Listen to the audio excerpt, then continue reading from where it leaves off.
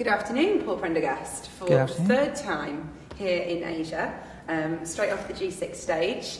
Third time lucky. I enjoyed today. I thought the pace picked up a bit. What was your take on it? Yeah, I think it was good. It was a good, lively debate. Our chairperson did a great job of sort of managing the troops. Better to have an industry insider?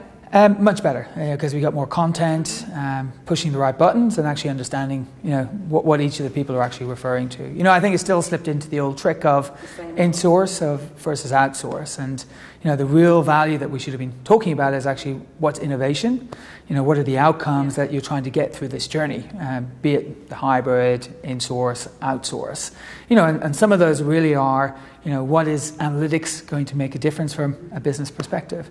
How are we actually going to re-engineering processes by focusing more on, working capital optimization, procurement optimization, as opposed to just, re-engineering the processes and getting better metrics for each of the activities we perform. Your comment during the innovation debate was it's about having a clearer vision of what you want to achieve.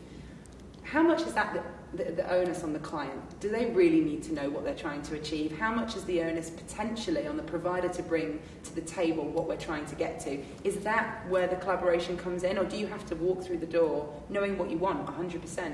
No, I think first of all you have to have a clear vision on what's the journey going to deliver for you as an organisation in terms of the efficiency, in terms of new capabilities, better control, better compliance. And it's being able to articulate that to senior management to get the buy-in to go on the journey. The service provider plays an obvious role in that because you have to educate from past experience, being very clear about what are the qualitative and the quantitative metrics. And from quantitative, it's about the headcount, the wage arbitrage, the one-off savings.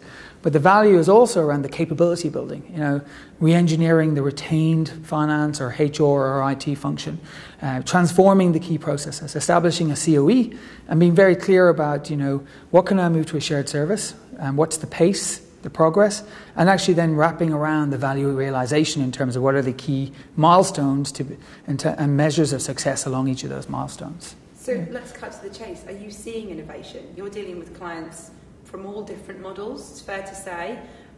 You're certainly not sitting in the pro-outsourcing camp nor the pro-captive camp. I've seen you champion both ideas where the situation warrants it. What are you actually seeing on the ground? Is there anything really new happening anywhere?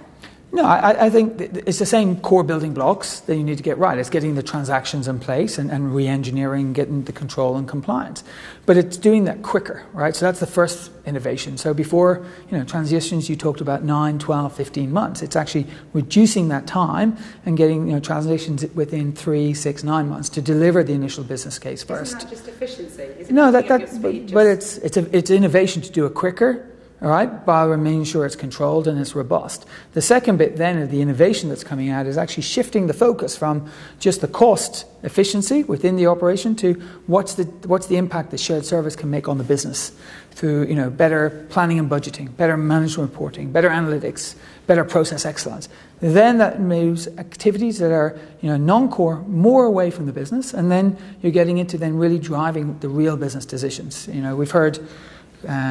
Christina from Maersk talk about revenue and yield management. She heard her talk about 200 people doing analytics across the organisation from the shared service centre. That's what your innovation is, because it's impacting frontline operations. Data is what we're hearing from everyone, buy side, sell side. Analytics seems to be the favourite phrase of the event this year, and indeed we've been hearing it throughout the year from all of our members. Do you think that's really the next step in innovation, is how really to take this data and do some clever forecasting with it for the business? Without a doubt. Talking about data is difficult to get people excited. It doesn't sound innovative.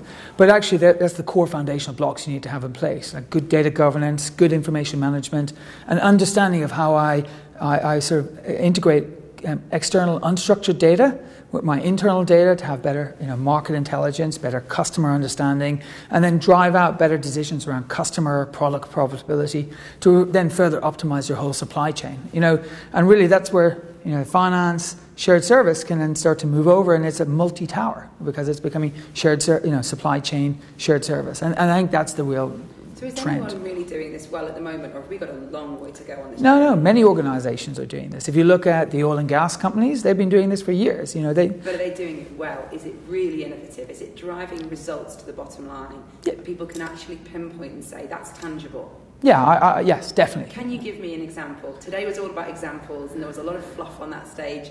No one really stood up and said, yes, this is innovation. Example X. Okay, 2 examples I would cite then. One is Shell. They have an analytics hub sitting in Chennai, right? And these people are doing cost accounting, project accounting on big capital projects. They are really driving down the revenue management, cost management, comparing across projects, really driving out the right behaviours, and that's adding to the bottom line. Then on the other side, you look at the P&G and the Unilevers in terms of what they're doing, leveraging their global business services platform. That's really driving out a real focus on the right channels, the right inventory levels, the right product mix to have out in each of the markets.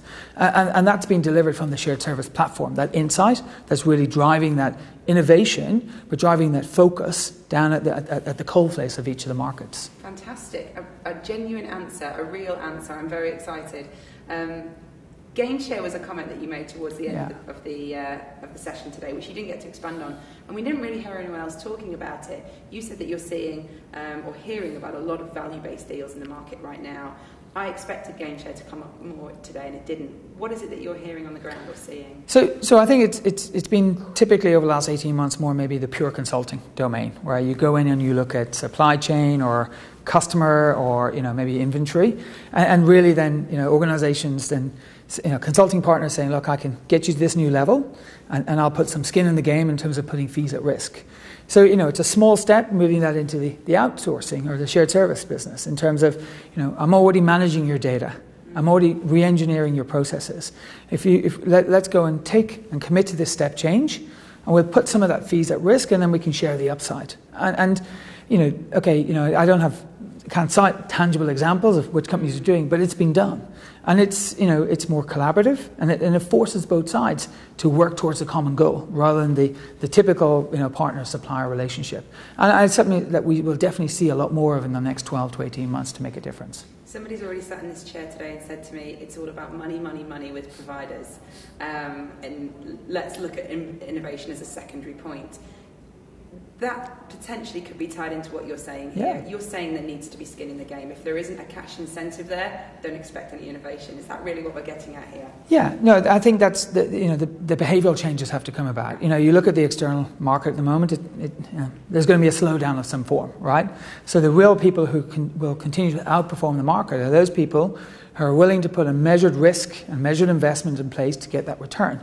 And to be honest, they will be the organisations will go to those service providers because they're the ones that'll say they're willing to invest, they've obviously got the know-how, and they've got the assurance that they can get the outcome. So there you have it.